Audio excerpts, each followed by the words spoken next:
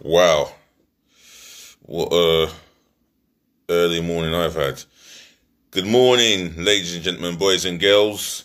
It's your host, your guy, DLG REPPIN, and I'm back again for another football recording video based on context of what's going on in the footballing world, especially in this country.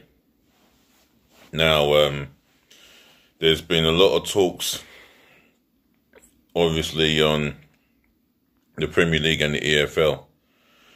And I don't feel that they should push and rush for the competitive football stuff to be happening again, to return. I don't feel that football should be pushed or rushed back anytime soon, because you got to think of the health. I mean, Troy Dean has stated that him going to training would involve endangering his 5-month-old son, and his family. And he's only doing what's best for his family. He's got to think of his family. Football is secondary, you know. Danny Rose has come out and said we shouldn't even be talking about football. He may be right, he may be wrong. Excuse me. He may be right, he may be wrong. What else? We have, some stuff to get through. So, without further ado, let me kick off with Prince Abdullah. Prince Abdullah is the rightful owner of Sheffield United Football Club, and in the last couple of days, I believe, it was said that he fought off a court case to get the club of Kevin McCabe. Kevin McCabe is the previous owner of Sheffield United, and he's no longer there. So those faults of those worries are long gone. And Sheffield United on the pitch, they've been marvellous this season. Absolutely marvellous. You know, I was at the Emirates, and at 1-0 down, I was quite nervous. And then when they got the equaliser, I just remember hanging my head down in frustration. And that day, they could have gone on and won the game, you know, and they would have deserved it. They would have fully deserved victory at the Emirates. But, you know, they settled for the point on the day, and that's the way it goes. And on this matter, on Prince Abdullah, he's in full control, and I don't think there's too much to worry about for you Sheffield United fans. I mean, speaking of Sheffield United fans, if you've got something that you want to add, then feel free to drop your comments below. Feel free to smash the like button, and more than smash the subscription button for me. If you're Sheffield United, Arsenal, you know, Arsenal's my club, obviously. Whether you're Sheffield United, Arsenal, Liverpool, Man United, Tottenham, you can all subscribe. You're all football fans up and down the world. You know, I invite you all to subscribe. Excuse me. Ouch. Alright, that's my itch over. So, moving on to other news. And Gary Neville has come out and said that the Premier League should be leading the rescue of EFL clubs. Well, there's the word put out there that 10 EFL clubs, don't know what division, etc., 10 EFL clubs could face administration, and, well, they could follow suit with Bury FC. I mean, that is sad on its own, you know. What, not one, not two, but 10 EFL clubs facing that situation, which is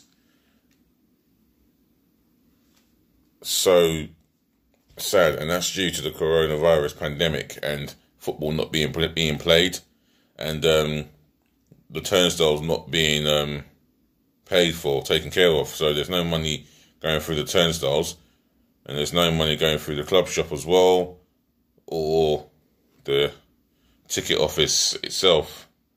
So we've got a situation where clubs, the smaller clubs, if I can put it that way, or the less fancied smaller clubs, are going to struggle to stay afloat. And I've spoken about this situation before, and it's a sad, worrying reality. And I hope I don't see more clubs go down the way Bury went down. I wish there was a solution to get Bury back into the Football League, some solution, because it don't deserve to happen to any club, if I'm being honest with you. I mean, if it's Tottenham or Man United, not that it would ever happen, but let's just say, if it was to ever happen in my lifetime, which is not going to happen, I would be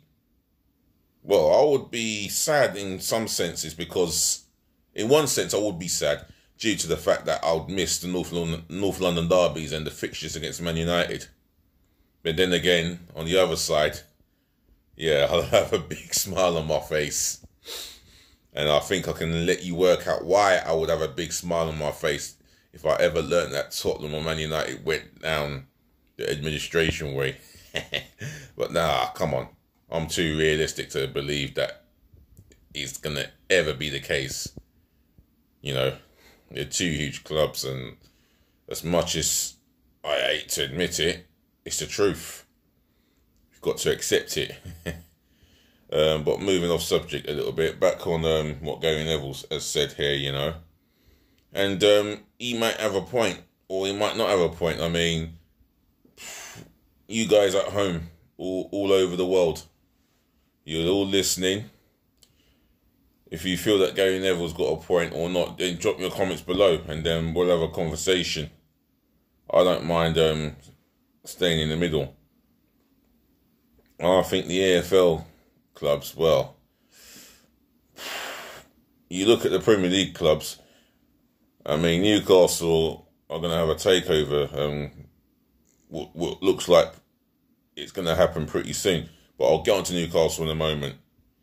But if Gary, yeah, I mean, G never said it, you know, about the Premier League clubs should set the example and, you know, lead the EFL clubs, meaning that one or two Premier League clubs will put their hands in their pocket and help out a little. I mean, as an Arsenal man, not just as an Arsenal fan or man, but as an Arsenal supporter, I mean, we've just seen most of our squad players dip their, agree to a 12.5% pay cut, where three Arsenal players refused. And where did this story about Mesut Ozil get leaked out, about him refusing to take a pay cut?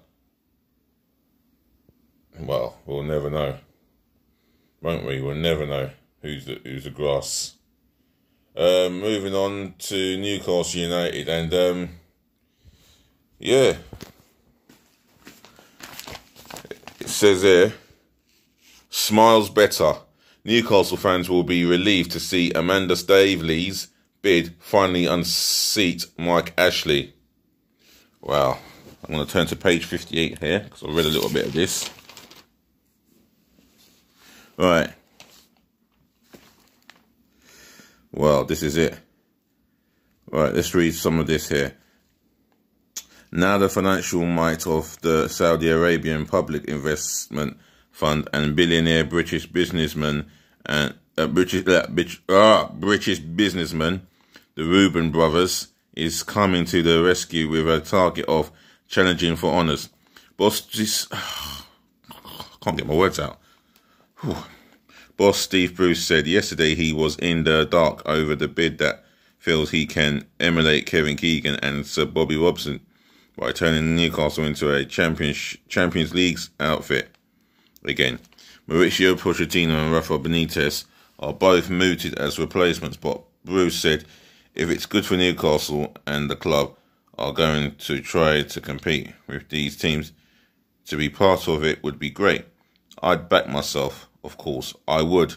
Newcastle owner Danny Rose said players are being treated like lab rats during Project Restart, and Bruce added he could be less harsh with comments, but he's entitled to his opinion.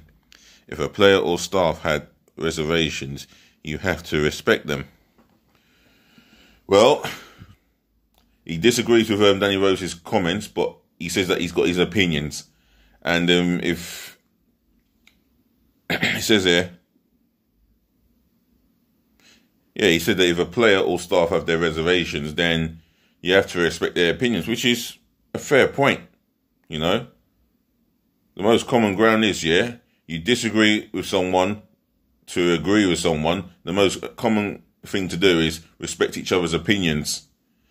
Whether you're friends or relatives, respect each other's opinions. Sometimes you have to agree to disagree. And Steve Bruce has done the reasonable thing here by agreeing to disagree. Can't say no more. And it looks like real good times are coming the way of Newcastle United. Now, they're a massive club in terms of their fan base. Massive club in terms of how family orientated they run. They run like a family club. Their fans are passionate about their football club. Unlike Arsenal fans, when you talk about wanting management or owners out, Newcastle fans, they know how to protest. They wanted Graham Souness out 20 odd years ago, or about 26 years ago, was it? Newcastle fans, remind me the year, if you can, of when you wanted Graham Souness out as management. I remember that protest like it was yesterday.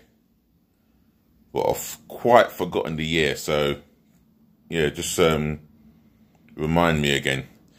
Because I remember that time, I'm seeing television footage of Newcastle fans screaming and pleading for Graham Souness to go out with a protest, with signs of disgust of the way the football team was performing, individual players were performing. And I'll tell you something, Newcastle fans will let you know if you're not giving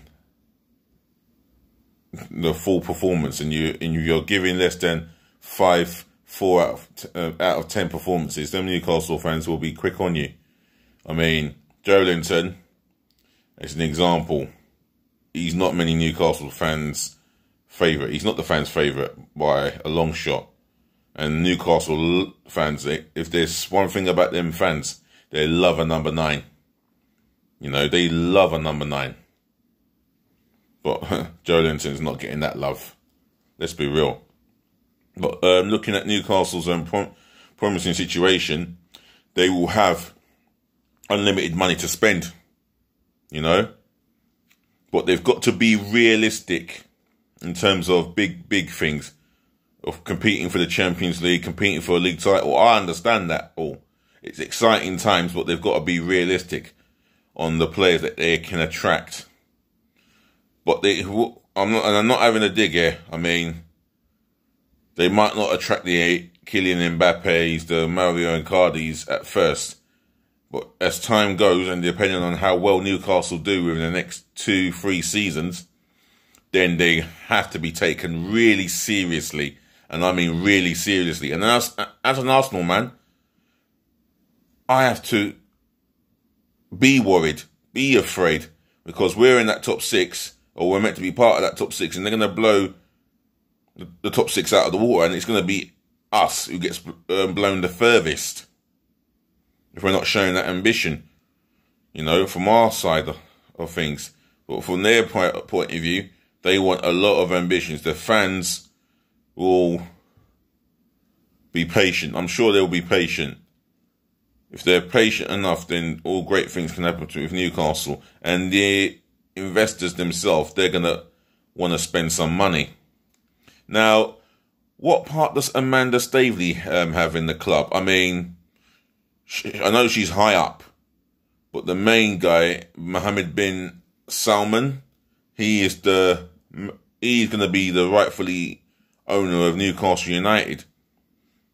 So Amanda Staveley, she could be the chief executive. Newcastle fans, if you've got anything to say on this, yeah, then drop your comments below, and we'll have a conversation.